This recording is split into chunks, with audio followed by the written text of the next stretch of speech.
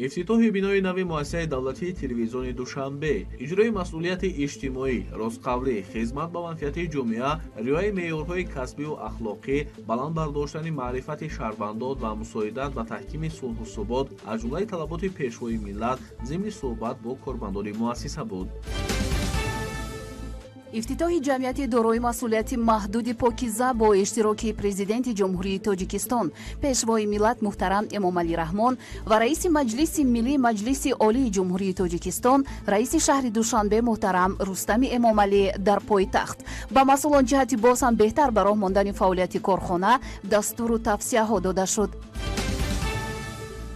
راه‌های آباد و زندگی شایسته در منطقه کلوب 420 کیلومتر راه اسفالتپوش، 34 کیلومتر سنگپش، 458 کیلومتر راه از تعمیر جادو برآورده شد. در منطقه کلوب ولایت خرطوم در دایره وسعت آبادانی‌ها با استقبال 35 سالگی استقلالیت دولتی به بنیاد راه‌ها نیز توجه افزون داده می‌شود.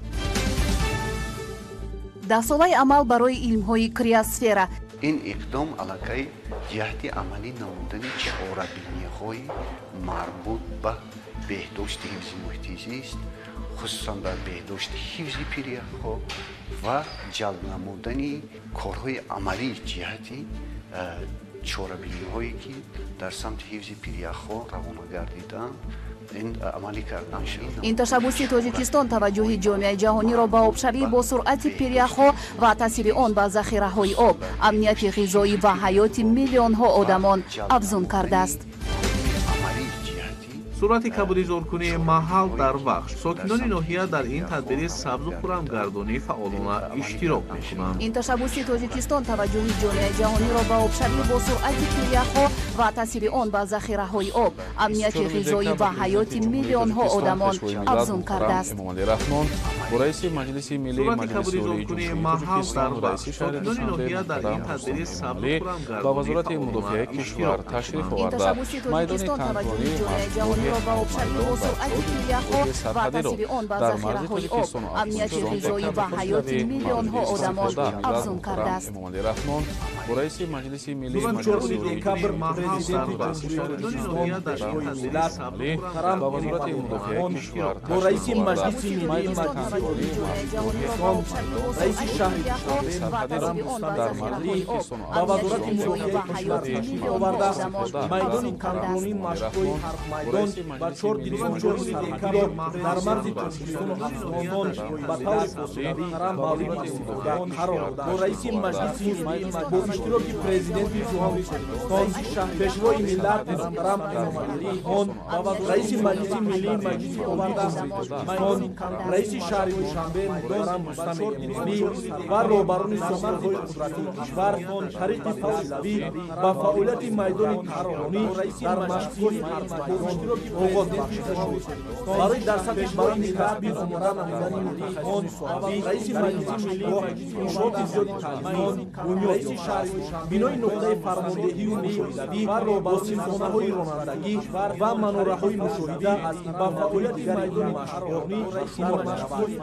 ضمن شناسایی با امکانات فراخ این مشغول پرزیدنت جمهوری تاجیکستان محترم امامعلی رحمان برابریت وزارت مدافعه و دیگر ساختارهای قدرتی دستور دادند که با استفاده از امکانات این میدان متخصصان تکنیکی دستور خود را در سطح بلند آماده نمایند.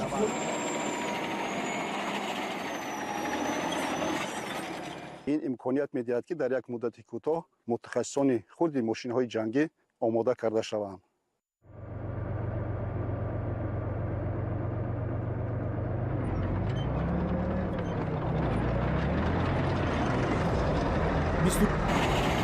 که با استفاده از امکانات این میدان متخصصانی که با اسم امامعلی به شمار می‌روند با سیمخانه‌های زیادی با سیمخانه رانندگی این مشقگاه به شمار می‌رود. ضمن شناسایی امامعلی دستور بانگاه‌های سرحدی در این منطقه بلندکوه در سطح دشوارگذاری سرحد دولتی با افغانستان که قبلا به طور ضروری محافظت نمی‌شد بار اول ساخته شد و برای فعالیت بمانعی آنها در این موضع به مسافه زیاده از 70 کیلومتر راه نوی ماشینگذار بنیاد یافته دیگر اینفراساختور یاریرسان نیز فراهم آورده شد. ضمن افتتاح انشاءات سرحدی پرزیدنت جمهوری تاجیکستان سرفرمانده عالی قوه‌های مسلح جمهوری تاجیکستان محترم امامعلی رحمان تاکید داشتند که حکومت کشور برای فراهمسازی شرایط بودوباش و خدمت در قوه‌های مسلح از جمله قشون‌های سرحدی پیوسته چاره‌اندیشی می‌نماید. پیشوای ملت محترم امامعلی رحمان همچنین از سهمگذاری صاحبکاران وطندوست کشور که در این کار پرافتخار نیز اشتراک می‌نمایند یادآور شده به همه کسانی در آبادی کشور حصه‌گذار عرضی سپاس و قدردانی نمودند. 24 دекабр президенти ҷумҳурии тоҷикистон пешвои миллат муҳтарам эмомалӣ раҳмон ва раиси маҷлиси миллии маҷлиси олии ҷумҳурии тоҷикистон раиси шаҳри душанбе муҳтарам рустами эмомалӣ бинои нави муассисаи давлатии телевизиони душанберо мавриди истифода қарор доданд. ҳамчунин дар ҳамин рӯз аз ҷониби президенти ҷумҳурии тоҷикистон пешвои миллат муҳтарам эмомалӣ раҳмон ва раиси маҷлиси миллии маҷлиси олии ҷумҳурии тоҷикистон раиси шаҳри душанбе муҳтарам рустами эмомалӣ муассисаи давлатии рекламаи берунӣ ва ороиши душанбе ба таври фосилавӣ ифтитоҳ шуд. тафсилот дар гузориши ҳамкорони мо.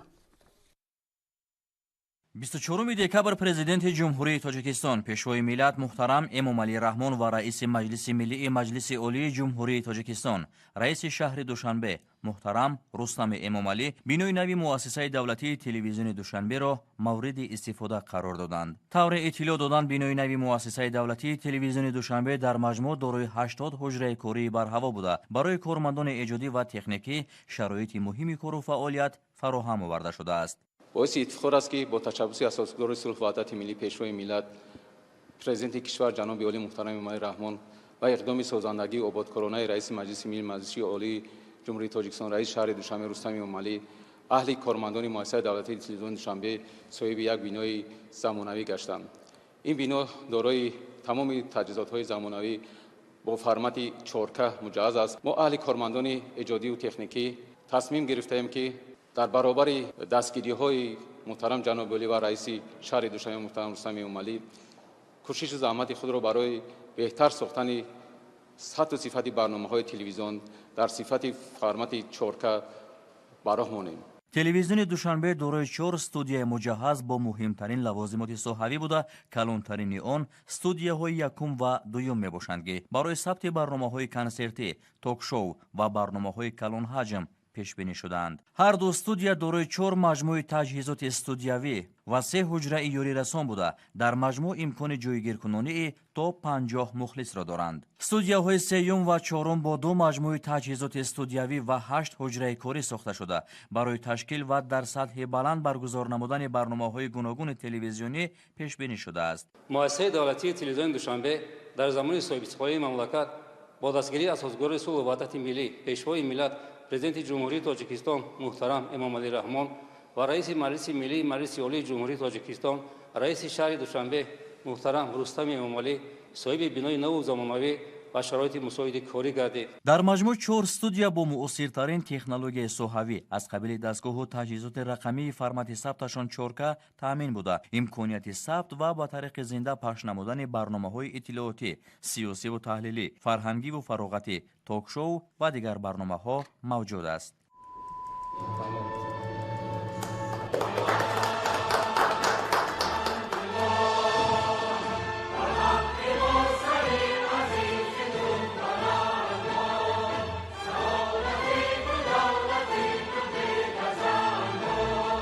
муассиса дорои парки зарурии техникӣ буда студияи сайёри он аз 3 автомашинаи калони махсус иборат аст. ҳама ҳуҷраҳои корӣ бо дастгоҳу таҷҳизоти муосир ва мебели хушсохту замонавӣ ҷиҳозонида шудааст.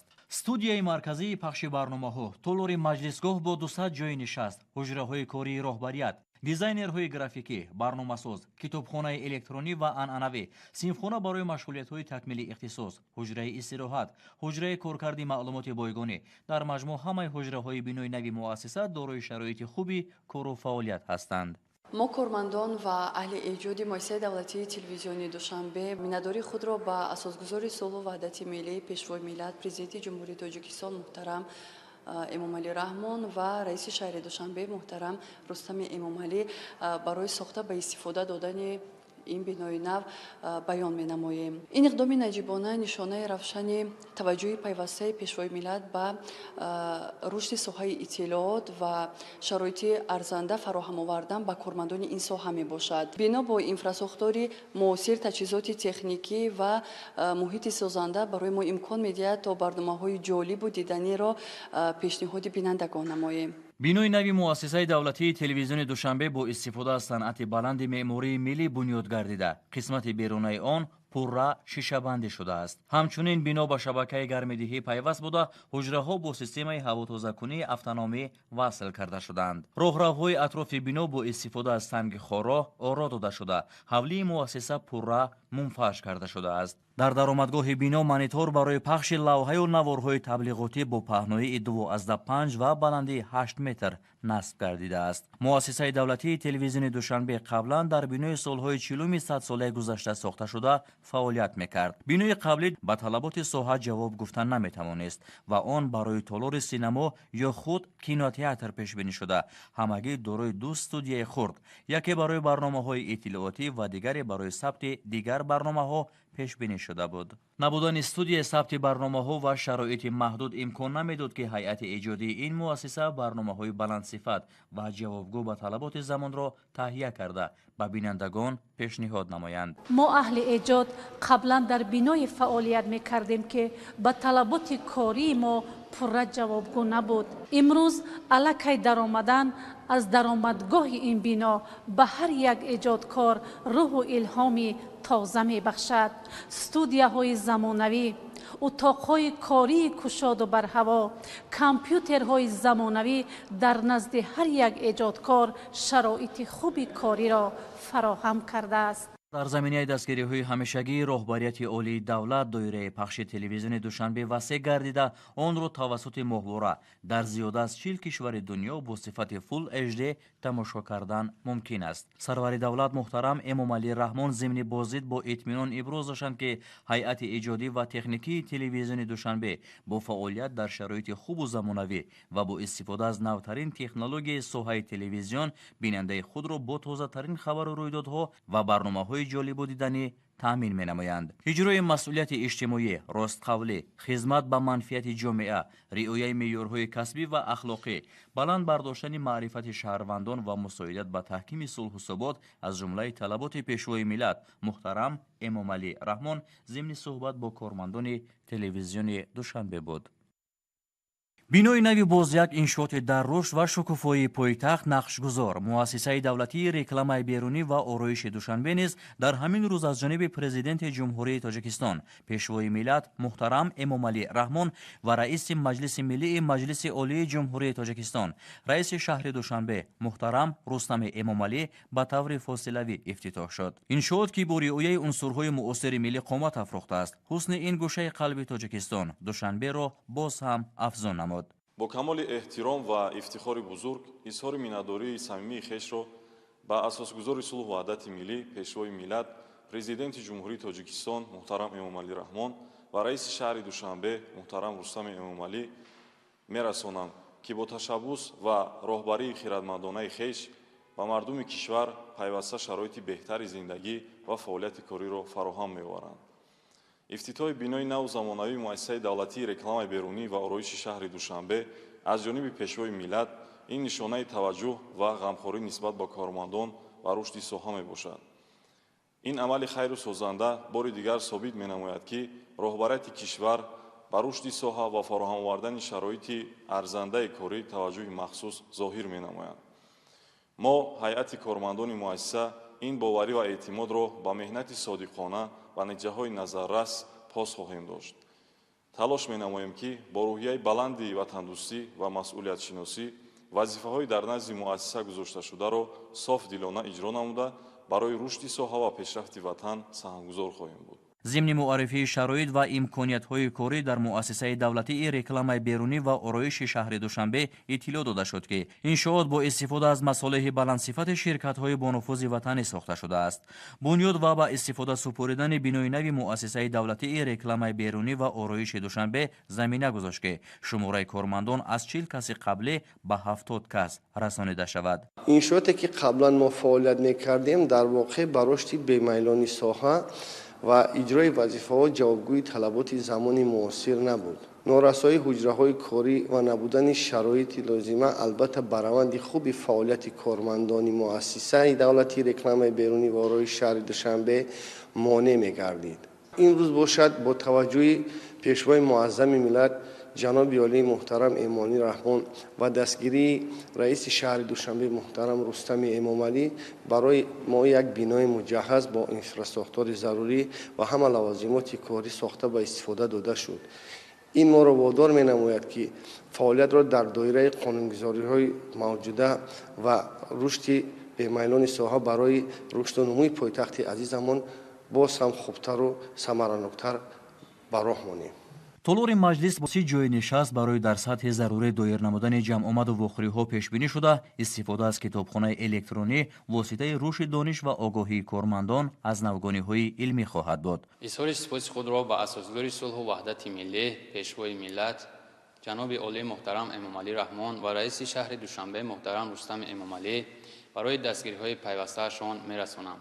افتتاح بینای نو زمانوی مؤسسه دولتی رکلام بیرونی و آرایش شهر دوشنبه از جانب رهبریت کشور ما را باز هم وادار می‌سازد که از پیشتر دیده بیشتر مسئولیت حس نماییم و وظیفه‌های خود را باز هم جدی‌تر اجرا نماییم.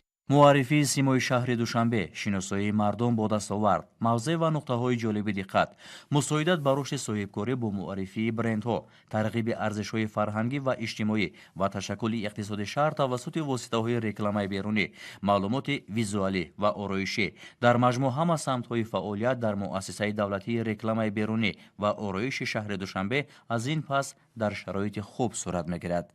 سرور دولت محترم امامعلی رحمان با مسئولین استفاده مقصدناک از شرایط خوبی کاری و نظارت جدی از مطابقت رکلام‌های بیرونی با طلبات قانون، دستور و توصیه‌ها دادند. حدود انشاءات را نهال و درخت و گل و بوته‌های آرایشی زینت خاص می‌دهد. در همین جا پرزیدنت جمهوری تاجیکستان پیشوای ملت محترم امامعلی رحمان و رئیس مجلس ملی مجلس عالی جمهوری تاجیکستان رئیس شهر دوشنبه محترم رستم امامعلی با شرایط توقفگاه معاصر بسیار سطحی شناسیدند. انشاء در دوام یک سال ساخته شده برای 354 واسطه نقلیات پیش بینی شده است. توقفگاه در ادامه روند کارهای آبادانی در شهر دوشنبه با هدف بهسازی محیط شهری و کاهش شماره ماشین‌ها در کوچه و خیابان‌ها ساخته شده است. بنیاد انشاءات زمانوی بازگوی تطبیق با ثمر برنامه رشد استوار شهری و نقشه گنرالی شهر دوشنبه بوده با رشد نظام پرداخت‌های غیر نقدی نیز مساعدت می‌کند. 24 دکبر پرزیدنت جمهوری تاجیکستان پیشوای ملت محترم امامعلی رحمان و رئیس مجلس ملی مجلس عالی جمهوری تاجیکستان رئیس شهر دوشنبه محترم رستم امامعلی در ناحیه شاه منصور پایتخت کارخانه محصولات گوشتی و حسیب‌های جمعیتی دارای مسئولیتش محدود پاکیزه ام را به استفاده دادند. پس از به استفاده دادن این کارخانه صنعتی سرور دولت محترم امامعلی رحمان در همین جا 3 کارخانه پرنده پروری را در ناحیه‌های شهر نو فیض‌آباد و شهر زاده با طور فاصله‌ای به استفاده دادند. مفصل در گزارش همکاران ما. 24 دکبر پرزیدنت جمهوری تاجیکستان پیشوای ملت محترم امامعلی رحمان و رئیس مجلس ملی مجلس عالی جمهوری تاجیکستان رئیس شهر دوشنبه محترم رستم امامعلی در ناحیه شاه منصور پایتخت کارخانه محصولات گوشتی و حسیب‌های جمعیتی دارای مسئولیتش محدود پاکیزه ام را به استفاده دادند. اقتدار استحصال کارخانه در یک شبانه روز تا 7 تن محصولات گوشتی و حسیب را تشکیل می دهد. این نشان دهنده ها سهم کارخانه را در غنی گرداندن بازار استعمالی کشور با محصولات وطنی و کاهش دادن واردات آن از خارج کشور باز هم نظررس می گردانند. در کارخانه 77 ساکن محلی با کار دائمی شرایط مساعد مهنت و مزد خوب تامین گردیدند. طبق دورنما با وسیع گرداندن اقتدار استحصالی шумораи кормандон то 280 кас расонида шуда, пас аз хоне гардонидани талаботи бозори дохилӣ, содироти маҳсулот ба кишварҳои хориҷӣ низ ба роҳ монда мешавад. ин иқдом ба афзоиши иқтидори содиротии кишвар ва таҳкими мавқеи тоҷикистон дар бозорҳои минтақавӣ мусоидат хоҳад кард. имрӯз бо ташрифи президенти ҷумҳурии тоҷикистон муҳтарам эмомалӣ раҳмон корхонаи покиза ба кор оғоз намуд. мо шукронаи онро менамоем ки дар ватани тинч ва осуда зиндагонӣ мекунем. мо миннатдории худро бо президенти ҷумҳурии тоҷикистон пешвои миллат муҳтарам эмомалӣ раҳмон баён менамоем ки барои мо чунин имкониятҳоро фароҳам меорад ва мо дар ватани соҳиб истиқлоли худ озодона кор ва фаъолият менамоем. иншоот аз бинои маъмурӣ, сехҳои истеҳсолӣ, нуқтаи қабули гӯшти чорво ва парранда, сардхонаҳои нигаҳдории ашёи хом, анбори маҳсулоти тайёр, ошхона, таваққуфгоҳ барои нақлиёти хизматӣ, бунгоҳи тиббӣ ва дигар ҳуҷраҳои ёрирасон иборат мебошад. қобили қайд аст ки корхонаи мазкур бо забҳи парранда бо истеҳсоли маҳсулотҳои гӯшти анборхона ва сардхона машғул аст. иқтидори корхонаи мазкур дар як басти кори 7,500 сар парранда ва 35 тонна маҳсулоти гӯшти паррандаро ташкил менамояд. дар корхона низ 3 адад сардхона бо иқтидори 115 тонна нигоҳдории маҳсулотҳои гӯшти парранда ва як сардхонаи шиддат бо манфи 35 дараҷа мебошад. фаъолияти корхонаи маҳсулоти гӯштӣ ва ҳасибҳои ҷамъияти дорои масъулияташ маҳдуди покиза м ба ҳадафҳои стратегии ҳукумати ҷумҳурии тоҷикистон аз ҷумла таъмини аҳолӣ бо маводи ғизоии хушсифату бехатар, таъсиси ҷойҳои нави корӣ, рушди саноати коркард ва суръат бахшидан ба раванди саноаткунонии кишвар мутобиқат мекунад. ҳамчунин пешвои миллат муҳтарам эмомалӣ раҳмон аз намоиши маҳсулоти корхона дидан намуда, бо шароит, имконот ва ҷараёни коркарди маҳсулот фосилавӣ шинос шуданд ва ба масъулон ҷиҳати боз ҳам беҳтар ба роҳ мондани фаъолияти корхона дастуру тавсияҳо доданд. пас аз ба истифода додани ин корхонаи саноатӣ, сарвари давлат муҳтарам эмомалӣ раҳмон дар ҳамин ҷо 3 корхонаи паррандапарвариро дар ноҳияҳои шаҳри наву файзобод ва шаҳри турсунзода ба таври фосилавӣ ба истифода доданд. корхонаи паррандапарварӣ дар шаҳри турсунзода бо мақсади истеҳсоли маҳсулоти гӯштӣ бунёд гардидааст. дар корхонаи мазкур 4 коргоҳи парвариш барои мурғи гӯштӣ бо иқтидори умумии 160 000 сар ҷуҷа омода буда, корҳои иловагӣ дар марҳилаи анҷомёбӣ қарор доранд. ҳоло дар 4 коргоҳи омодашуда зиёда аз 20 сокини маҳаллӣ бо кори доимӣ таъмин гардида 40 000 сар ҷуҷа барои истеҳсоли гӯшти мурғ парвариш меёбанд. корхонаи паррандапарварӣ дар деҳаи ҳаёти нави ноҳияи шаҳри нав аз 4 коргоҳи истеҳсолӣ иборат буда, иқтидори истеҳсоли солонаи он то 1,170,000 сар мурғро дар бар мегиранд. корхонаи паррандапарварӣ дар ноҳияи файзобод барои парвариши то 540,000 сар мурғ дар як сол пешбинӣ шуда, самти асосии фаъолияти он истеҳсоли маҳсулоти гӯштӣ мебошад. баробари ба истифода додани ин корхона 15 сокини маҳаллӣ бо кори доимӣ таъмин гардиданд. ба истифода додани чунин корхонаҳои истеҳсолӣ натиҷаи сиёсати дурандешона ва хиратмандонаи роҳбарияти олии кишвар буда, заминаи устувор барои рушди иқтисоди миллӣ, баланд бардоштани сатҳи зиндагии аҳолӣ ва таъмини ояндаи устувори тоҷикистон ба ҳисоб меравад. ба сарвари давлат муҳтарам эмомалӣ раҳмон иттилоъ дода шуд ки дар тӯли 22 соли фаъолияти корхонаи мазкур беш аз 10,000 ҷойи корӣ муҳайё гардида, ин иқдом ба беҳтар гардондани зиндагии арзандаи сокинон мусоидат намудааст. 24 декабр президенти ҷумҳурии тоҷикистон пешвои миллат муҳтарам эмомалӣ раҳмон ва раиси маҷлиси миллии маҷлиси олии ҷумҳурии тоҷикистон, раиси шаҳри душанбе муҳтарам рустами эмомалӣ пас аз ба истифода додани бинои ҷамъияти дорои масъулияти маҳдуди покиза м дар ноҳияи шоҳмансури пойтахт ба таври фосилавӣ корхонаи паррандапарварии ҷамъияти дорои масъулияти маҳдуди агрофирма ёвонро ки дар деҳаи ҳаёти нави ҷамоати деҳоти акрам ҳасани ноҳияи шаҳри нав сохта шудааст, ифтитоҳ карданд. موافق نقشه در دهه حیات نو ناحیه شهر نو برای بنیاد کارخانه پرنده پروری نو در مرحله اول 4 بینای آن با صفت بلند ساخته شد. کارخانه مذکور با مقصد در عمل تطبیق نمودن هدف 4 ملی صنعت کنونی با سرعت کشور و سزاوار تجلیل نمودن جشن 35 سالگی استقلالیت دولتی از جانب جمعیت دارای مسئولیت محدود مرغ پاکیزه ساخته شده است. حالا 4 بینای ساخته شده برای پرورش و نگاهوبین 205,000 چوجه آماده بوده. کارهای ساختمانی و وصل و نصب تجهیزات ساخته در دیگر بیناها ادامه دارد. حالا در 4 بینایی که در آنها مرغ گوشتی پرورش کرده می شود زیاده از 20 کس با کار دائمی فرا گرفته شده اند. کارخانه با تکنولوژی معاصر پرورش مرغ مجهز گردانیده شده امکانیت می دهد که پرنده خوش‌صفت آماده کرده شود. با فعالیت آغاز کردن کارخانه نو پرنده پروری حجم استحصال گوشت پرنده افزایش یافته طلبات اهالی از حساب استحصال کنندگان وطنی تأمین کرده می شود. موافق تکنولوژی پرورش چوجه ها در دوام تا 43 روز برای ذبح آماده می شوند. این تدبیر مهم امکانیت می دهد که همساله حجم استحصال گوشت مرغ افزایش داده شود و طلبات بازار داخلی از حساب کارخانه های وطنی تامین کرده شود.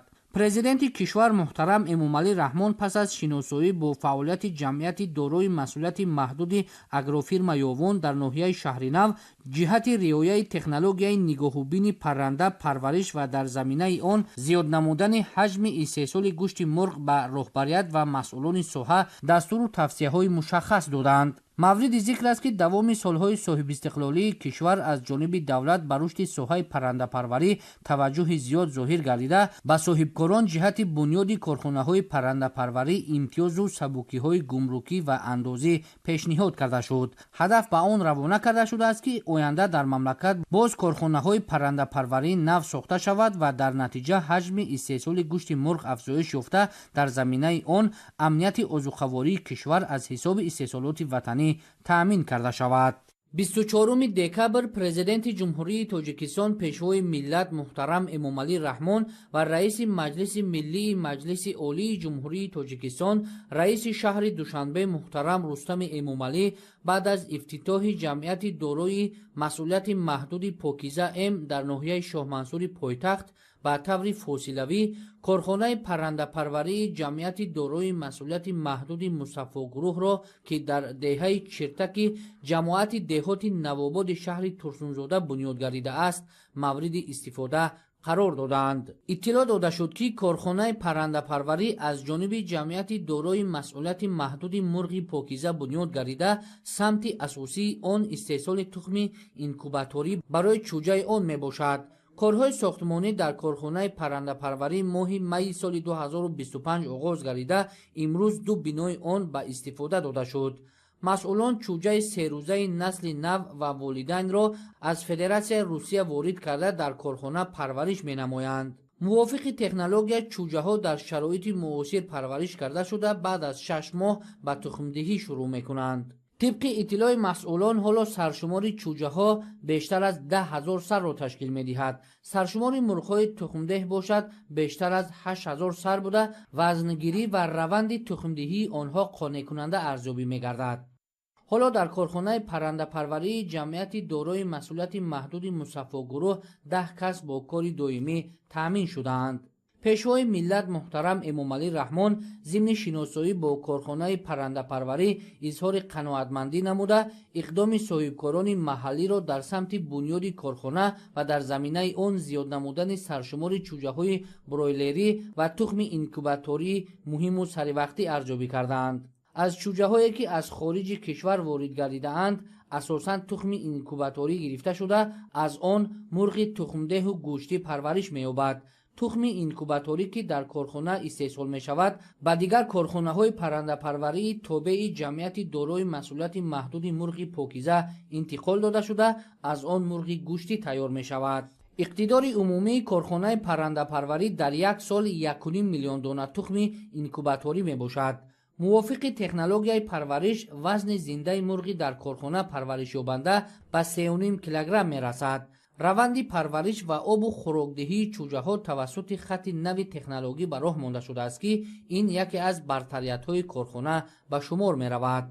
масъулони корхона ният доранд ки оянда дар асоси дастуру супоришҳои пешвои миллат муҳтарам Эмомалӣ Раҳмон доираи фаъолияти худро васеъ намуда боз 10 бинои нави дигар сохта саршумори чӯҷаи бройлер ва истеҳсоли тухми инкубаториро зиёд намоянд. طبق نقشه در کارخانه نوبنیاد پرنده پروری تا سال 2028 سرشمار پرنده به مراتب زیاد کرده شده، حجم استحصال تخم اینکوباتوری در یک سال به 12 میلیون دانه رسانیده خواهد شد. 24 دکابر پرزیدنت جمهوری تاجیکستان پیشوای ملت محترم امامعلی رحمان و رئیس مجلس ملی مجلس عالی جمهوری تاجیکستان رئیس شهر دوشنبه محترم رستمی امامعلی بعد از افتتاح جمعیت دارای مسئولیت محدود پاکیزه ام در ناحیه شامنسور پایتخت به طور فاصلوی کارخانه پرنده‌پروری جمعیت دارای مسئولیت محدود مرغ پاکیزه را که در دهه چشمسار جماعت کلابیان ناحیه فیض‌آباد بنیاد گردیده است مورد استفاده قرار دادند. کارخانه مذکور از جانب صاحبکار وطنی شادیوف عبدالزاهد به استقبال سزاوار از جشن بزرگ ملی 35 سالگی استقلال دولتی بنیاد شده است. کارخانه پرنده‌پروری تازه بنیاد در حدود ناحیه فیض‌آباد با تجهیزات معاصر پرورش با فعالیت آغاز نموده روند نگاهبین و استحصالات را ثمراناک می‌گرداند. کارخانه پرنده‌پروری با تمام تجهیزات‌های تکنولوژی معاصر مجهز بوده فعالیت کارخانه از روی سیستم مذکور به راه مانده شده است.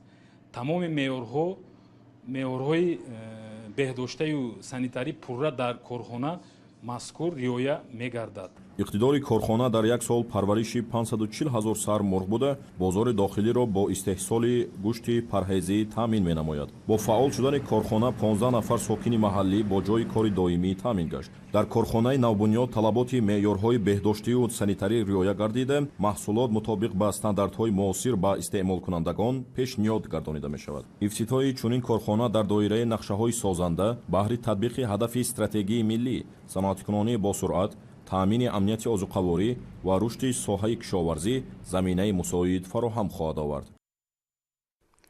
24 دکابر президенти ҷумҳурии тоҷикистон пешвои миллат муҳтарам эмомалӣ раҳмон ва раиси маҷлиси миллӣ маҷлиси олии ҷумҳурии тоҷикистон раиси шаҳри душанбе муҳтарам рустами эмомалӣ дар шаҳри душанбе ба фаъолияти марҳилаи дуюми ҷамъияти дорои масъулияти маҳдуди кока-кола нӯшокиҳои тоҷикистон ки ҷузъи гурӯҳи анадолу мебошад оғози расмӣ бахшиданд. марҳилаи аввали фаъолияти ширкат аз соли 2015 оғоз гардида бо як хати истеҳсоли 100 кормандро фаро гирифта буд. 24 декабр президенти ҷумҳурии тоҷикистон пешвои миллат муҳтарам эмомалӣ раҳмон ва раиси маҷлиси миллии маҷлиси олии ҷумҳурии тоҷикистон раиси шаҳри душанбе муҳтарам рустами эмомалӣ дар шаҳри душанбе ба фаъолияти марҳилаи дуюми ҷамъияти дорои масъулияти маҳдуди кока-кола нӯшокиҳои тоҷикистон ки ҷузъи гурӯҳи анадолу мебошад оғози расмӣ бахшиданд. корхонаи истеҳсолӣ дар заминаи татбиқи ҳадафи чоруми миллии саноаткунонӣ бо суръати кишвар ба истиқболи сазовори ҷашни 35-солагии истиқлоли давлатӣ бунёд гардидааст.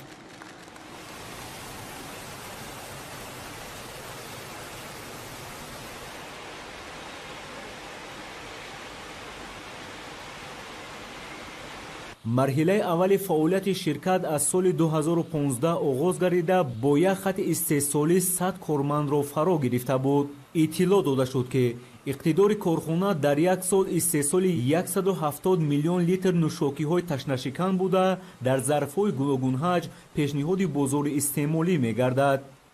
сипосгузории худро ба пешвои муаззами миллат муҳтарам эмомалӣ раҳмон мерасонам ки чунин корхонаҳои нави истеҳсолиро дар ватани азизи мо бунёд намуданд ва мо мутахассисони ҷавон ки дар хориҷа таҳсил намуда ба ватани азизи худ баргашта дар ин ҷо соҳиби ҷойҳои кор мегардем ва кӯшиш менамоем ки саҳми худро дар пешрафти ватани азизамон гузорем.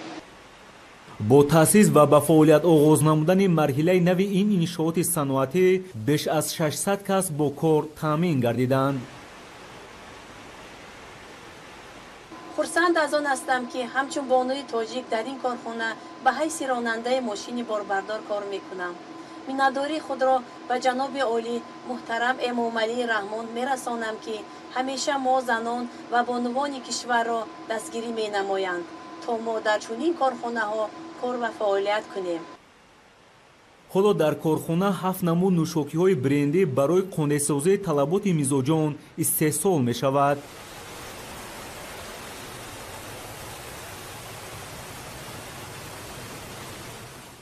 маҳсулоти ниҳоӣ қабл аз муомилот дар озмоишгоҳи корхона бо усули хос ташхис шуда, мутахассисон таркиб ва бехатарии онро тавассути дастгоҳҳои соҳавӣ аз санҷиш мегузаронанд. мо ҷавондухтарони тоҷик миннатдории худро ба пешвои муаззами миллат муҳтарам эмомалӣ раҳмон мерасонем, ки ҳамеша мо ҷавононро дастгирӣ менамоянд ва ба мо мутахассисони ҷавон имконият медиҳанд, ки дар чунин корхонаҳои саноатӣ кор ва фаъолият намоем. кӯшиш менамоем, ки дар ободонии ватани худ саҳми худро гузорем.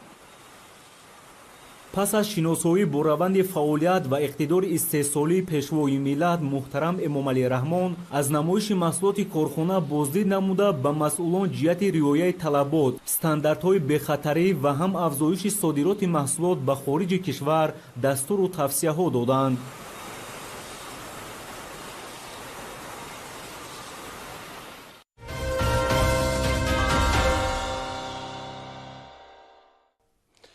дар шаҳри Кулоб ҷаласаи ситоди ҷумҳуриявӣ оид ба иҷрои қарори ҳукумати ҷумҳурии Тоҷикистон дар бораи сари вақт омода намудани соҳаҳои иқтисодиёт ва иҷтимоиёти ҷумҳурӣ барои фаъолияти мунтазам ва самарабахш дар давраи тирамоҳу зимистони солҳои 2025-2026 бо иштироки муовини сарвазири ҷумҳурии Тоҷикистон Усмоналӣ Усмонзода баргузор гардид.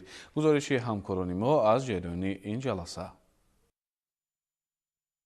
дар шаҳри Кулоб ҷиҳати иҷрои қарори ҳукумати ҷумҳурии Тоҷикистон аз 28 марти соли 2025 таҳти рақами 218 дар бораи сари вақт омода намудани соҳаҳои иқтисодиёт ва иҷтимоияти ҷумҳурӣ барои фаъолияти мунтазам ва самарабахш дар давраи тирамоҳу зимистони солҳои 2025-2026 ситоди ҷумҳуриявӣ баргузор гардид, ки дар он омодагии вилояти Хатлон минтақаи Кулоб ба зимистонгузаронии мавриди баррасӣ қарор гирифт. ҷаласаи мазкур таҳти роҳбарии муовини сарвазири ҷумҳурии Тоҷикистон Усмонзода Усмоналӣ Юнусалӣ бо иштироки намояндагони вазорату идораҳои соҳавӣ, аъзои ситоди ҷумҳуриявӣ муовини раиси вилояти Хатлон ва роҳбарони шаҳру ноҳияҳо баргузор гардид. ҷиҳати омӯзиши ҳолати воқеӣ рафти иҷрои қарори мазкур тибқи супориши ҳукумати ҷумҳурии Тоҷикистон гурӯҳи корӣ аз ҳисоби намояндагони вазорату идораҳои дахлдори соҳавӣ таъсис дода шуда ба шаҳру ноҳияҳои вилояти Хатлон сафари корӣ анҷом дода рафти иҷрои қарори болозикр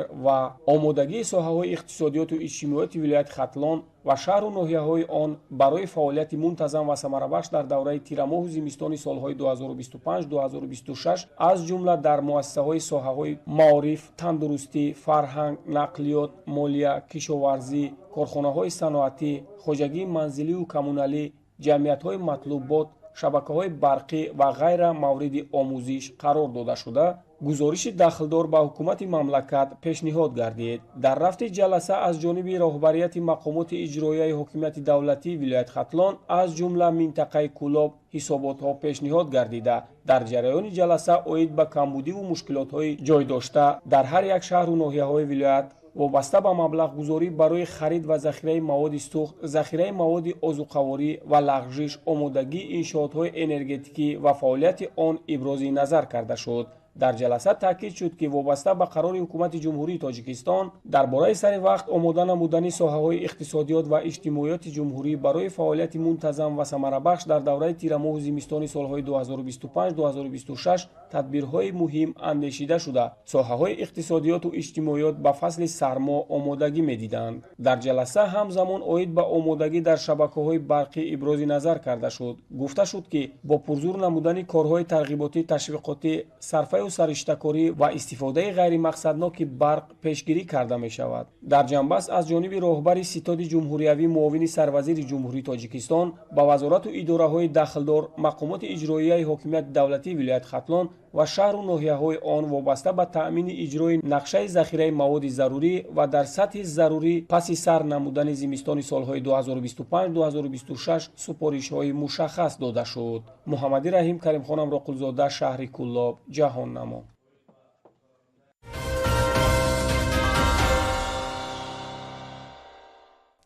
غالبان امسال جایزه حکومت جمهوری تاجیکستان در ساحه سیاحی از روی 6 نامیناسیا معین گردیده در فضای تنتنوی با دیپلم و مکافات پولی قدردانی کرده شدند. همچنین در این روز آزمون برای بهترین سوبیکت های خدمت رسانی از روی 5 نامیناسیا جنبست گردید. در بینای آیتی پارک شهر دوشنبه مراسم جایزه سپاری به غالبان جایزه حکومت جمهوری تاجیکستان در ساحه سیاحی و آزمون‌های جمهوری در سمت سیاحی برگزار گردید. در چهاربینی مذکور معاون سروزیر جمهوری تاجیکستان، رهبران کمیته رشد سیاحی، نمایندگان وزارت و اداره‌های داخلدار، شرکت‌های سیاحی، کارشناسان ساحه، نمایندگان وسایط اخبار عامه و استادان و دانشجویان رشته سیاحی مکاتب تحصیلات عالی کشور اشتراک داشتند. مقصد از برگزار نمودن چهاربینی پیش از همه هوسمندگردانی سوبیکت‌های خدمترسانی ساحه و دایره‌های سیاحی میباشد. جایزه حکومت جمهوری تاجیکستان در ساحه سیاحی از روی 6 نامیناسیا برای دستاوردی بهترین در رشد ساحه سیاحی برای رکتور دانشگاه بین‌المللی سیاحی و صاحبکاری تاجیکستان عبیدالله اسرارزاده، برای دستاوردی بهترین در رشد ساحه سیاحی داخلی به امیربگ ایسایف، دیرکتور شرکت سیاحی امیرتور، برای سرمایه‌گذاری بهترین در ساحه سیاحی به رسلان همراقلوف، دیرکتور شرکت سیاحی اوریون ادونتور، برای نوآوری بهترین در ساحه سیاحی به امیدجان سعیدوف، دیرکتور شرکت سیاحی سامون تریول، برای کار علمی تحقیقاتی بهترین در ساحه سیاحی به یار محمد قربانوف، مدیر کافدرای سیاحی و مهمانداری دانشگاه بین‌المللی سیاحی و صاحبکاری تاجیکستان، برای دستاوردی بهترین در تبلیغ محصولات سیاحی جمهوری تاجیکستان به هنرمند اسپرما مولا نظرова داده شد. مایه افتخاری بزرگ است که یکی از غالبان اساسی برای دریافت جایزه حکومت جمهوری تاجیکستان در سمت سیاحی گشتم و این جایزه ما را وادار به آن میکند که ما بیشتر و بیشتر برای معرفی ظرفیت‌های جمهوری تاجیکستان کوشش به خرج دهیم و پیش از همه برای جلب سیاحان خارجی به مملکت، معرفی امکانیت و اقتدارهای سیاحی مملکت برای جهانیان، همچنین تیار نمودن متخصصان سطح عالی برای معرفی ظرفیت‌های تاجیکستان باز هم کوشش به خرج دهیم. minnatdorgii خود را بیان کردیم با حکومت جمهوری تاجیکستان بخصوص با پرزیدنت جمهوری تاجیکستان محترم امامعلی رحمان جهت تشکیل نمودن جایزه در سمت سیاحی. این ما را وادار میکند که باز زیادتر کار کنیم، زیادتر فعال باشیم و بیشتر سیاحان را جلب کنیم به جمهوری تاجیکستان. هر یک نفری که در ساحه سیاحی تلاش میکند، سهم میگذارد، حتما قدردانی کرده می شود و بازم اظهار سپاس میکنیم با کمیته رشد سیاحی نزد حکومت جمهوری تاجیکستان با هر یک نفری که سهم خود را گذاشتن برای رشد سیاحی کشور. آزمون برای دستاوردی بهترین در رشد سیاحی داخلی، برای دستاوردی بهترین در رشد سیاحی بین‌المللی، برای سرمایه‌گذاری بهترین در ساحه سیاحی، برای نوآوری بهترین در ساحه سیاحی، برای کار علمی تحقیقاتی بهترین در ساحه سیاحی، برای دستاوردی بهترین در ترغیب محصولات سیاحی جمهوری تاجیکستان جنبست گردید. آزمون برای بهترین سوبیکت‌های خدمترسانی در ساحه سیاحی از روی 5 نامیناسیا: بهترین شرکت سیاحی، بهترین مهمانخانه، بهترین طربخانه، بهترین راهبلد، بهترین بلاگر و ترغیبگر توسط سامانه‌ها در داخل و خارج کشور نیز جنبست گردیده. غالبان آزمون‌های بالاذکر از جانب کمیته رشد سیاحی با دیپلم و هوسمندکنی مالیوی سرفراز گردانده شدند. قابل ذکر است که در دایره همایش مذکور ضمن برنامه مبیلی برای دوستداران سیر و سیاحت تاجیکستان زیر عنوان توریسم مپ اف تاجیکستان معرفی گردید.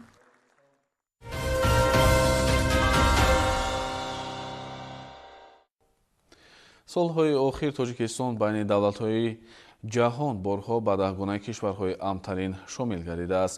ин далели собити он аст ки ҷомеаи байналмилалӣ сиёсати муваффақонаи роҳбарияти олии тоҷикистонро дар самти таъмини субот, ҳимояи ҳуқуқи шаҳрвандон ва таҳкими тартиботи ҷамъиятӣ баланд арзёбӣ мекунад. дар соли 2025 нашрияи ҷаҳонии пешқадами сайёҳӣ Lonely Planet тоҷикистонро дар феҳристи 25 таҷрибаи беҳтарини сайёҳӣ дар соли 2026 ворид намуд ва кишвари моро ҳамчун яке аз самтҳои илҳомбахш барои раҳпаймоӣ ва сайёҳат дар муҳити кӯҳсор қайд намуд. шарҳи мавзӯъ дар гузориши Аҳлиддини Нурулло. амнияту субот яке аз арзишҳои асосии давлатдорӣ ва пояи устувори рушди иҷтимоиву иқтисодии ҳар як ҷомеа ба шумор меравад. таҷрибаи ҷаҳонӣ собит намудааст ки танҳо дар шароити оромию субот давлат метавонад барномаҳои бузурги иқтисодӣ, иҷтимоӣ ва инфрасохториро амалӣ намояд. дар ҷумҳурии тоҷикистон таҳкими сулҳу субот самти афзалиятноки сиёсати давлатӣ маҳсуб ёфта зери роҳбарии асосгузори сулҳу ваҳдати миллӣ, пешвои миллат, президенти ҷумҳурии тоҷикистон муҳтарам Эмомалӣ Раҳмон, муҳити амну осоишта فراهم آورده شده است. محض امنیت و ثبات پایدار امکان داد که اقتصاد ملی رشد یافته، سطح زندگی اهالی تدریجاً بهتر گردد. سالهای اخیر بنیاد راهها، نیروگاهها، مؤسسه‌های معارف تندرستی و رشد صاحبکاری خصوصی دلیل روشنی همین واقعیت میباشد. ثبات سیاسی همزمان زمینه مساعد برای جلب سرمایه‌گذاری داخلی و خارجی فراهم آورده، موقع تاجیکستان را در عرصه بین‌المللی باز هم تقویت بخشید. کشور ما امروز همچون دولت صلح‌پرور و تشبثکار اعتراف گردیده است. امنیت و ثبات کفیل رشد اقتصادی ملی، امنیت و ثبات معرفی تاجیکستان بین المللی در عرصه جهانی، امنیت و ثبات پیاده کردن طرح‌های بزرگ در تاجیکستان عزیز، امنیت و ثبات میدان بزرگ و سازندگی‌ها در جمهوری تاجیکستان. محض در پشت همه این تنجی و آرامی، سازندگی، وحدت یگانگی، فرزند فرزانه ملت، ابرمرد دنیای سیاست، شخصیت تاریخی محترم امام علی رحمان می‌ایستد. محض همین فرزند ملت تاجیک توانست ملت تاجیک را در عرصه بین المللی معرفی نماید. جمهوری تاجیکستان دوام 10 سال می شود که در سرخط رسانه‌های خبری جهان همچون کشور امن‌ترین اعتراف می گردد که این بار دیگر از نفوذ تاجیکستان صاحب استقلال در عرصه بین المللی درک می دهد. جمهوری تاجیکستان در سال 2025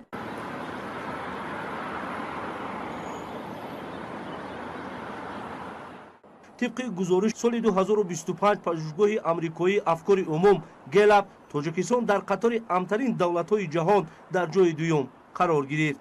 موافق نتیجه‌های نظرسنجی که در 142 کشور گذرانده شده است، 95% اهالی کشور هنگام سیرگشت شبانه خود را کاملا در امن احساس می‌نمایند. سالهای اخیر تاجیکستان بین دولت‌های جهان بارها به 10 گانه کشورهای امن‌ترین شامل گردیده است.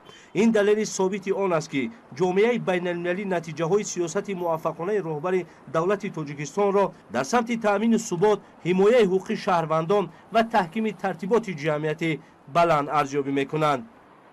امروز هر یک شهروند کشور خوب درک میکند که حفظ امنیت و ثبات وظیفه عمومی است، زیرا تنها فضای صلح و آرامی میتواند بر رشد استوار اجتماعی و اقتصادی نائل گردیده آینده درخشان تاجیکستان را تامین نماید.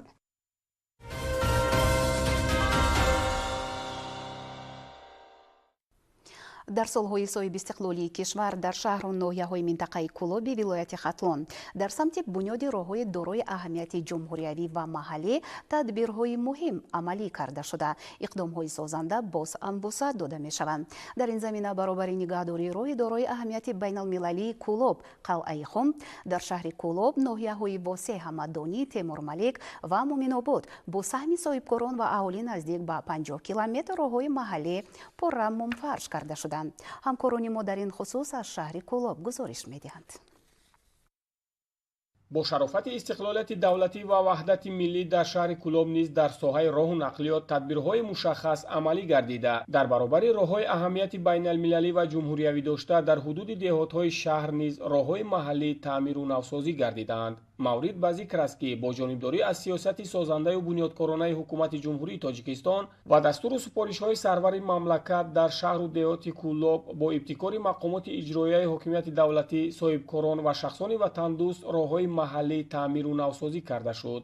дар доираи вусъати чунин корҳои ободонӣ дар ҳудуди деҳотҳои Даҳана ва Зиракии шаҳри Кулоб зиёда аз 30 километр роҳҳои маҳаллӣ пурра мунфарш гардид. боиси ифтихор аст ки сокинони шаҳру деҳоти Кулоб дастуру супоришҳои президенти ҷумҳурии Тоҷикистон муҳтарам Эмомалӣ Раҳмонро дар самти ободкориву созандагӣ сармашқи кори хеш карда дар беҳтар кардани вазъи инфрасохтори деҳот саҳми арзанда мегузоранд. бо ин назардошт сокинону соҳибкорони дигар деҳотҳои шаҳри Кулоб аз ҷумла деҳоти Зиракӣ ва Кулоби шаҳри Кулоб ин амали накуро дастгирӣ намуда роҳҳои ҳудуди деҳаҳои мазкурро пас аз сангфаршнамоӣ пурра мумфарш намуданд. дар соли 2025 бо кӯмаку дастгирии вазорати нақлиёти ҷумҳурии Тоҷикистон дар минтақаи Кулоб 422 километр роҳ асфалтпӯш, 34 километр сангфарш, 458 километр роҳҳо аз таъмири ҷорӣ бароварда шуданд. илова бар ин дар минтақа аз ҳисоби соҳибкорон ва мардуми саховатпеша 72 километр ба маблағи 60 миллиону 720 ҳазор сомонии мунфарш و 94 کیلومتر به مبلغ 6 میلیون و 720 هزار و 800 سومونی سنگفرش کارهای راهسازی به انجام رسانده شدند. مورد به ذکر است که حکومت جمهوری تاجیکستان برای گسترش رابطه‌های تجارتی، همکاری‌های اقتصادی و فرهنگی، وسعت جهانبینی و مستحکم نمودن دوستی بین جامعه جهانی، رهایی از بنبست کمونیکاسیونی، دوام سالهای صاحب استقلال در دایره تطبیق هدف‌های استراتژی مملکت، کارهای زیادی به انجام رسانیده شد که این تدبیر به پیشرفت وضع اقتصادی کشور مساعدت نمود. یکی از دستاوردهای این دوره بنیاد راه‌های اتومبیلگرد کلاب قلعه خم است که این شاهراه جمهوری تاجیکستان را به آسیا و اروپا پیوسته مسافه را به جمهوری خلقی خیتای، پاکستان، هندوستان و اقیانوس و بندرهای جهانی خیلی نزدیک نمود. در دیگر راههایی که در موازنه منطقه کلاب میباشد کارها با مرام ادامه دارند و نسبت سالهای گذشته و نسبت سال گذشته راههایی که در منطقه هستند روز تا روز خوبتر و بهتر گشته ایستادند و نقشه داریم که باز هم از این هم بهترتر و خوبتر کار را به راه مانیم. امروزها طریق این شاهراه واسطه‌های گوناگون نقلیات حرکت کرده مال و محصولات نیاز جامعه را انتقال می‌دهند. مورد به ذکر است که در ناحیه شمس‌الدین شاهین که شاهراه عظیم از آن می‌گذرد، دو مؤسسه نگهداری راه‌ها فعالیت نموده برای حرکت منتظم واسطه‌های نقلیات در همه فصل‌های سال خدمت می‌نماید. مؤسسه در توازنش 228 کیلومتر راه موجود می باشد که از آن جمله 41.5 کیلومتر راه اهمیت بین المللی داشته، 41.5 کیلومتر راه اهمیت جمهوریوی داشته، راه اهمیت محلی داشته، 137.2 کیلومتر راه می باشد. مؤسسه دولتی نگهداری راه‌های اتومبیلگرد ناحیه شمس‌الدین شاهین برای زمستان 2025-2026 آمادگی خوب دیده است. از آن جمله خم نمک 1147 کوب، هیزم 15 کوب، سوزشوری دیزلی 2014 لیتر و نمک 80 تن ذخیره کرده شده است که این به مؤسسه بسنده می باشند. می توان گفت که با شرافت دستگیری های حکومت جمهوری تاجیکستان و یکی از هدفهای استراتژی حکومت جمهوری تاجیکستان برآمدن از بنبست کمونیکاسیونی حل خویش را پیدا نموده، حرکت واسطه های نقلیات و رفت و آمد ساکنان به منطقه های گوناگون داخل و خارج کشور حل خویش را پیدا می نماید. محمدی رحیم کریم خان امرقلزاده، منطقه کلاب، جهان نما.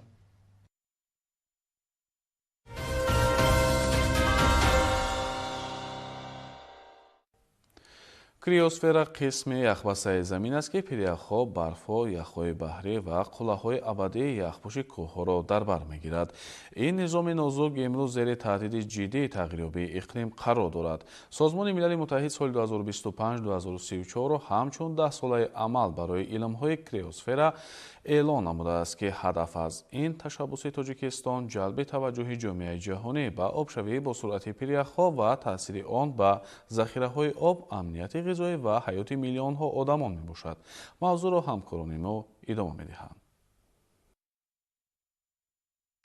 қабул гардидани қадномаи созмони милали муттаҳид таҳти унвони 10 солаи амал барои илмҳои криосфера солҳои 2025-2034 ки ташаббуси ҷаҳонии президенти ҷумҳурии Тоҷикистон муҳтарам Эмомалӣ Раҳмон маҳсуб мешавад, барои пешбурди ҳамкории илмии сатҳи ҷаҳонӣ, хоса тавассути баргузории тадқиқоту мониторинги илмии алоқаманд ва инчунин талошҳои рушди устувор дар доираи сохтору захираҳои мавҷуда ва самтҳои ихтиёрӣ барои ҳалли масоили марбут ба коҳишёбии пиряхҳо ва тағйирот дар криосфера замина мегузорад.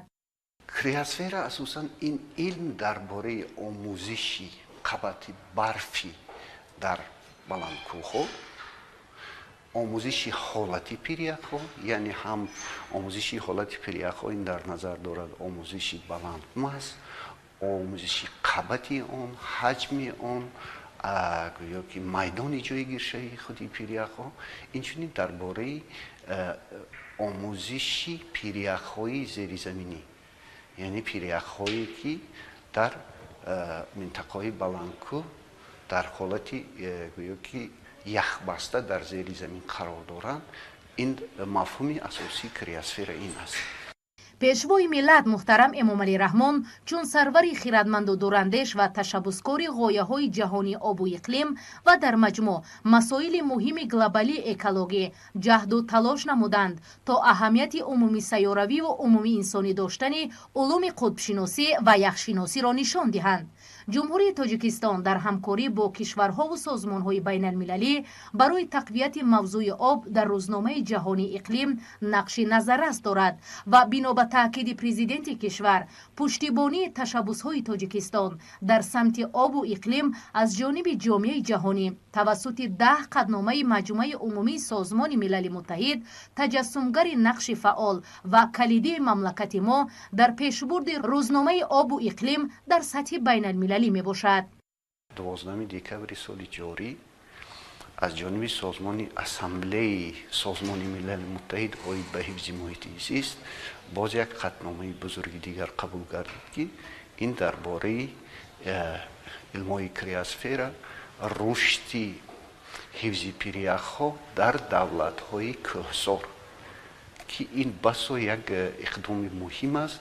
ин иқдом аллакай ҷиҳати амалӣ намудани чорабиниҳои марбут ба беҳдошти ҳифзи муҳити зист, хусусан ба беҳдошти ҳифзи пиряхҳо ва ҷалб намудани корҳои амалӣ ҷиҳати чорабиниҳое ки дар самти ҳифзи пиряхҳо равона гардиданд ин амалӣ карда мешавад. қабули ташаббуси шашуми ҷумҳурии тоҷикистон яъне 10-солаи амал барои илмҳои криосфера солҳои 2025-2034 нақши боризи кишвари моро дар пешбурди рӯзномаи ҷаҳонии обу иқлим аз ҷумла ҳифзи пиряхҳо дар арсаи ҷаҳонӣ бори дигар собит намуда давлатҳои аъзои созмони милали муттаҳид ва ҷомеаи ҷаҳонӣ барои ҳамкорӣ бо тоҷикистон дар доираи ин 10 сола изҳори омодагӣ менамоянд.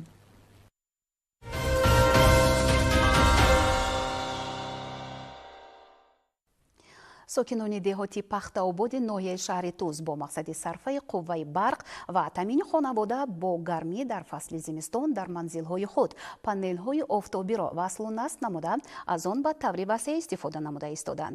ҳамчунин масъулони идораву корхонаҳо ва соҳибкорон ҳамин иқдомро ҷонибдорӣ намуда насби батареяҳои офтобиро дар пешбурди фаъолият ба кор мебаранд. гузориши Хуршед Сафаров дар ин хусус. отабек шеркузиев сокини деҳаи устокорони ҷамоати деҳоти пахтободи ноҳияи шаҳри Туз бо мақсади сарфаи нерӯи барқ ва дар ҳама фасли сол таъмин намудани хонавода бо барқи доимӣ аз панелҳои офтобӣ истифода мебарад. тавре мушоҳида шуд дар хонаи истиқоматии ин оила 8 панел бо 4 адад таҷҳизоти захиракунандаи қувваи барқ васлу насб карда шудааст ки дар натиҷаи гирифтани нури офтоб 3 киловаттсоат нерӯи барқро истеҳсол менамояд. ман ҳамин сол ҳамин панелҳои офтобӣ мондам. ҳели нағз биромад. мана ташхисотҳои техникӣ ҳама чиз барқдора хонада ҳамин барқ кати мо истифода бурда истодем. ман тавсия медиҳам ки ҳамин хеле панелҳои офтобӣ мардум бумона. нағз биромад. телевизор тамошо мекунем. мошини ҷомашумӣ ҳаста ҳаминам кор карда истодааст. плитаҳои 1.5 киловатта. пешниҳоди президенти кишвар муҳтарам Эмомалӣ Раҳмонро дар самти насбу истифодаи панелҳои офтобӣ ҳар як сокини ноҳияи шаҳри Туз ҷонибдорӣ намуда бо мақсади сарфаи нерӯи барқ ва беҳтар гардидани сатҳи некӯаҳволиашон давоми чандест ба васлу насби батареяҳои офтобӣ машғул мебошанд. барои доимӣ таъмин намудани аҳолӣ бо барқ сокинони ноҳияи шаҳри Туз шурӯъ намуданд ба насб намудани панелҳои офтобӣ ки яке аз омилҳои истеҳсоли нерӯи барқ мебошад ва имрӯз аксарияти мардум дар хонаҳои истиқоматӣ дар ошхонаҳои худ ва як қатор ана ҳамон ташкилоту идораҳои ноҳиявӣ насб намудани панелҳои офтобӣ шурӯъ намуданд. масъулони беморхонаи рақами 2 ноҳияи шаҳри Туз 10 адад панелҳои офтобиро насб карданд ки истеҳсоли 6 киловаттсоат шӯъбаи бистарикунониро дар фасли зимистон бо гармӣ ва равшанӣ таъмин менамояд. дар заминаи ин Бобурҷон Раҳимов ки дар ҷамоати деҳоти пахтободи ноҳия ба фаъолияти соҳибкорӣ машғул аст дар рафти пешбурди кори ҳамарӯза аз нерӯи барқе ки аз нури офтоб тавассути панелҳои офтобӣ истеҳсол мешавад истифода мебарад. طبق اطلاع تا این جانب 30% ساکنان جماعت دهاتی پختاباد نویه شهرتوز که در مجموع بیش از 30,000 اهالی دارد از پنل‌های آفتابی استفاده برده خانواده‌شان را با برق دائمی تامین می‌سازند. با نظرداشت وضع پیش آمده امروز ساکنان نویه شهرتوز این تدبیرات در همه جماعت‌های دهات نویه به راه مانده توسط نصب پنل‌های آفتابی با برق دائمی تامین گردیده ایستاده‌اند.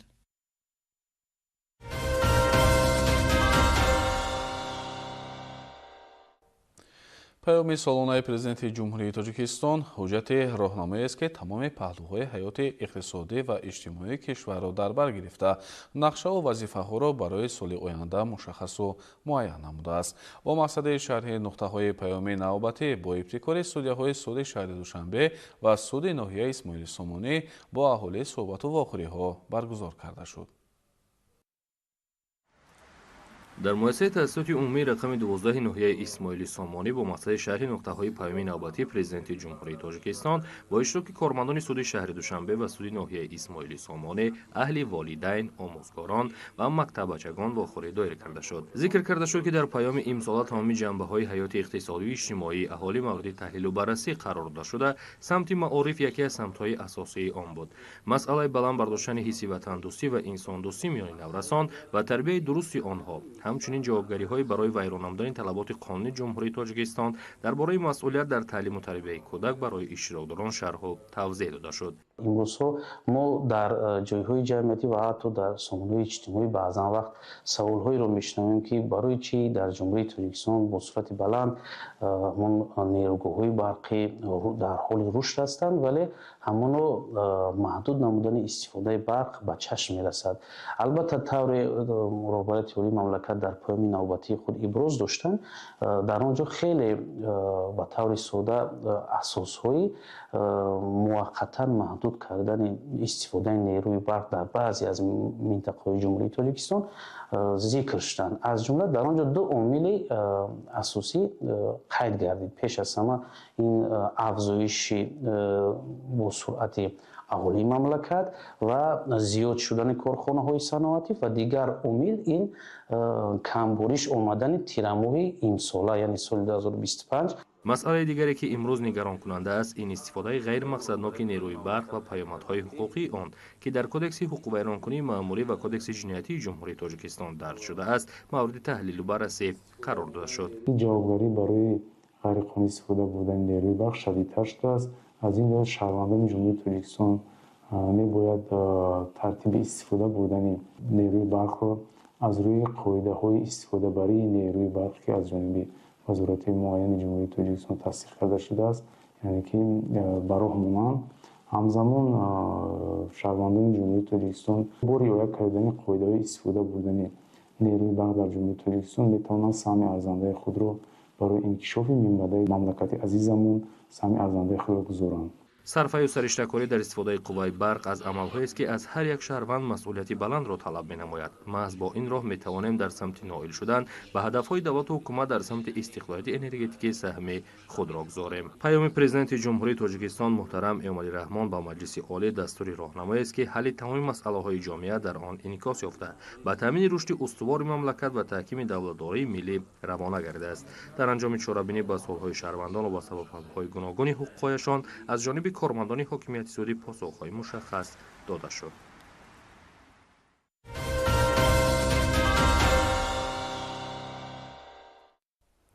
در ناحیه بخش در دایره تدبیرهای سبز و خرمگردانی معرکه نهالشنانی وسعت داده می شود. در این تدبیر ساکنان کسب و کار گوناگون فعالانه شرکت نموده سهم خود را در روند کبودیزارکنی محل می گذارند. با گفته متخصصان اصلا فصل دای برای شنانیدن نهال در صورت اجرای طلبات اگرتکنیک پرورش خیلی موافق می گرفته است. موضوع زایل را کارمندان تمام کارگاه‌های ناحیه بخش به نظر گرفته همین شب روز را دوره خوب نهال شنانی معنی داد میکنند. الکی در طول این دو روز ما زیاده از 1,500 نهال‌های سایه افکن و همیشه از سبز و آرایشی الکی در جای موضوع معین شده شنوندیم.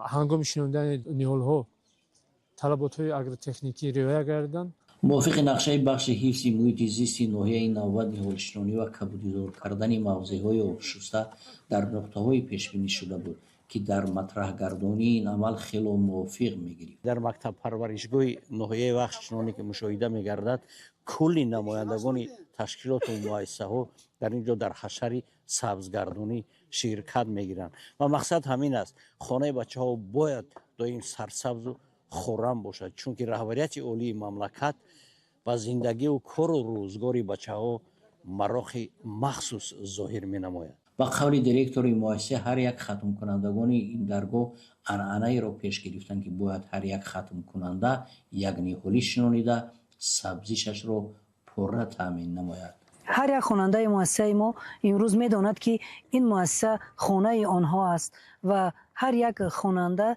کوشش میکند که درخت را نگاه بین کند و نسبت تازگی فقط در کوشش تازگی هم مؤسسه میباشند. موافق حساب کتاب و تخمین در ترتیب راه اندازی این عمل ما در همین روز از 1000 عدد بیش در گوشه‌های مختلف ناحیه باید نهال شنانیده شود تا یکی از هدف‌های دستوری یعنی به کشوری سبز تبدیل دادن دیارمون مساعدت کرده تواند. تدبیر ذیل در میدان ورزشی ناحیه با شرکت نمایندگان مکتب ورزشی و گروه کلان ورزشگران و دیگر افراد کسب و کارشان گوناگون نیز در نظر بود. همین طور موضوع ذیل در همه نقاط ناحیه قوت یافته شرکت گیرندگانش بیشتر مسکون ده و روستاها بودند. راهها نیز از این حساب بعد سال خیلی تراوت دقت انگیز را باور خواهند کرد. محمد شریف تیمور بابازاده ابوبکر ناحیه وخش جهانمون.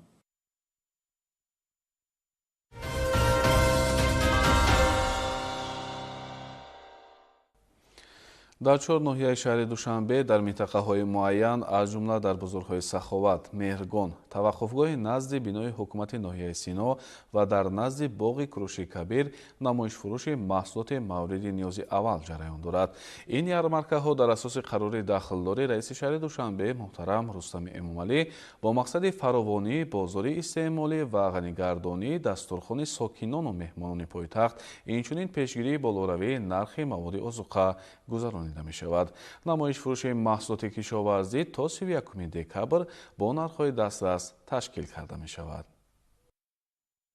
бо мақсади таъмини сокинони пойтахт бо маҳсулоти босифат ва бо нархи дастрас аз ҷониби мақомоти иҷроияи ҳокимияти давлатии шаҳри душанбе дар 4 ноҳияи шаҳр аз 21 то 31 декабри соли равон намоишфурӯши маҳсулоти ниёзи аввалия ба роҳ монда шудааст. ҳоло мо дар яке аз чунин намоишфурӯши маҳсулоти озуқаворӣ дар назди боғи куруши кабир қарор дорем ки сокинони шаҳр барои харид инҷо зиёд ҷамъ шудаанд. бояд гуфт ки ин намоишфурӯшҳои маҳсулоти кишоварзӣ аз ҷониби раёсати рушди иқтисод ва савдои мақомоти иҷроияи ҳокимияти давлатии шаҳри душанбе корхонаи воҳиди давлатии оид ба истеҳсол харид захира ва фурӯши маҳсулоти ниёзи аввалияи шаҳри душанбе дар ҳамкорӣ бо вазорати кишоварзӣ агентии захираҳои моддии давлатӣ ва иттифоқи тоҷикматлубот бо иштироки корхонаи хоҷагиҳои кишоварзии ҷумҳурӣ оғоз аз 21 декабр дар 4 ноҳияи шаҳри душанбе аз ҷумла дар бозорҳои саховат меҳргон таваққуфгоҳи назди бинои ҳукумати ноҳияи сино ва назди боғи куруши кабир дар асоси қарори дахлдори раиси шаҳри душанбе муҳтарам рустами эмомалӣ ҷиҳати фаровонии бозори истеъмолӣ ва ғанигардонии дастурхони сокинону меҳмонони пойтахт инчунин пешгирии болоравии нархҳои маводи озуқа бо нархҳои дастрас ташкил карда шудаанд. аз ҷумла дар назди боғи куруши кабир тавре дида шуд намоишфурӯши маҳсулотҳо хуб ҷараён дошт ва бештари маҳсулотҳои кишоварзие ки бо нархи дастрас пешниҳод карда шуданд сифати хуб ва харидорони зиёд доштанд. сарҳади ҳар як давлати соҳиби истиқлол дар қатори дигар арзишҳои миллӣ муқаддасу дахлнопазир мебошад. амнияту осоиши давлату миллат ҳамон вақт ҳимояву таъмин мегардад ки сарҳади мустаҳкам ва нерӯҳои сарҳадбони боэътимоду қавӣ дошта бошад.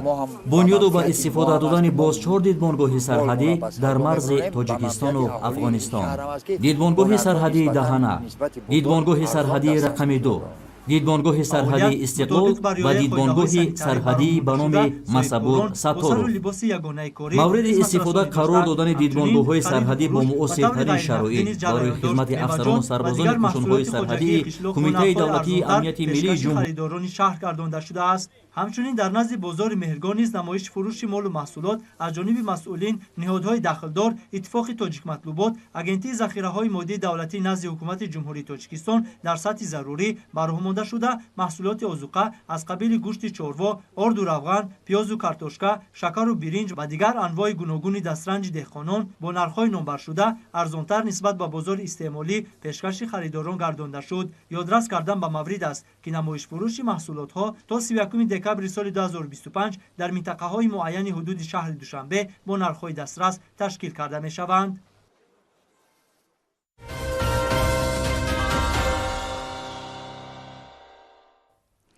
дастаи мунтахаби ҷумҳурии тоҷикистон бо дастовардҳои назаррас аз олимпиадаи байналмилалии математикӣ анкор 2025 ба ватан баргаштанд.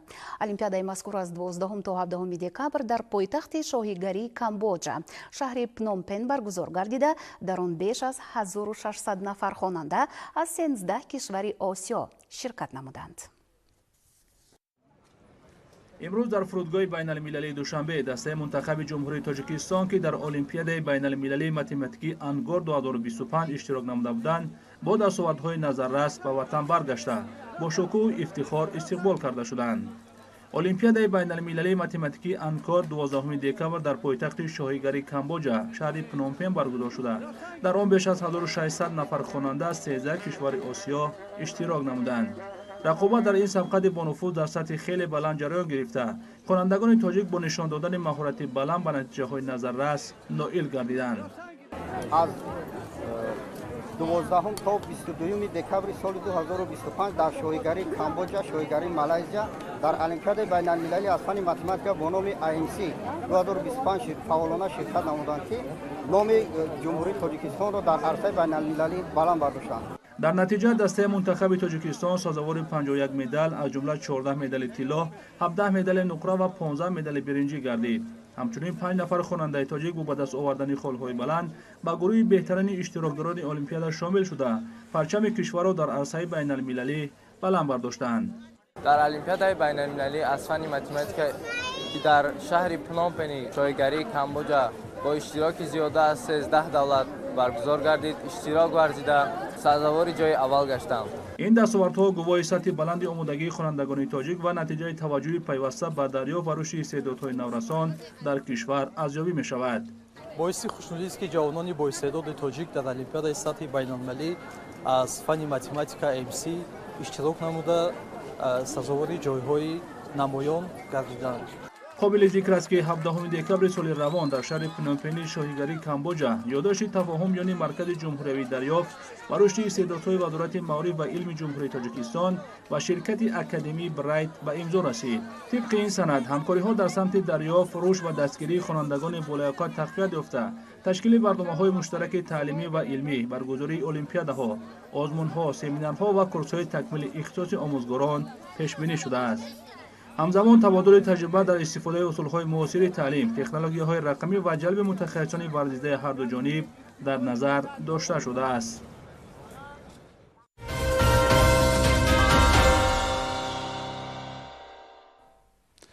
بینندگان گرامی چنین بودن خبرهای تا این ساعت آماده گردیده. خیر، تن صحت و خانه آباد باشید.